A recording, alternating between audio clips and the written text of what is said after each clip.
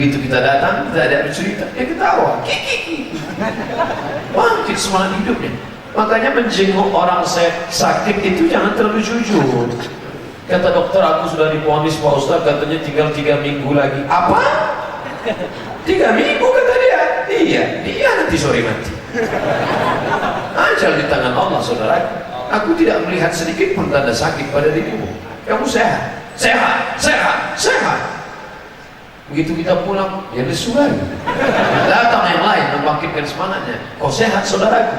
Yang ngomong ke saya, dokter, berapa banyak pasien saya Pak Ustaz yang katanya sakit, saya ajak ngobrol agama, tentang iman, tentang keyakinan, tentang ibadah, ya sehat, padahal obat belum saya kasih.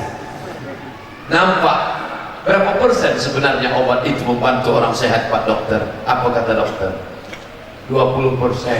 Yang 80 itu apa? Sugesti bahwa dia akan bangkit. Kau sehat, kuasa Allah ada. Bangkitkan semangatku, saudaraku.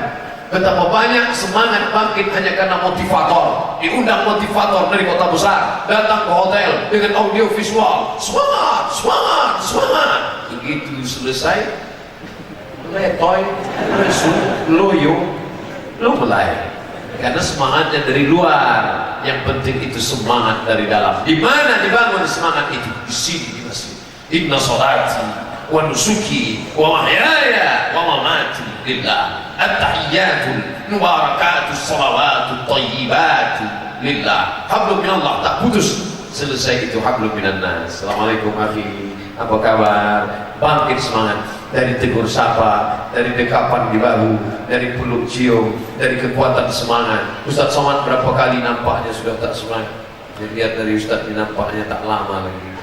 Tapi begitu jamaah tidak ramai, bangkit semangat. Kenapa? Al-arwah junudun mujannada. Roh bapak, roh adik, roh kakak, roh akhi, roh ibu berkumpul roh semangat. Yang semangat itu bukan matanya, yang semangat itu bukan telinganya, yang semangat itu bukan tangannya, yang semangat itu bukan suaranya, tapi ada di dalam ini roh.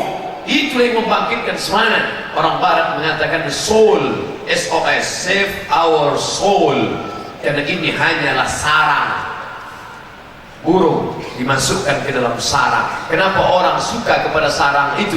Karena ada burung yang berkicau di dalam. Andai mati tak ada harganya sama sekali. Sarang emas tak akan dipandang orang, karena yang dipandang adalah perkutut yang ada di dalamnya. Tapi kalau memelihara jangan cuma satu saja, buat dia sepasang.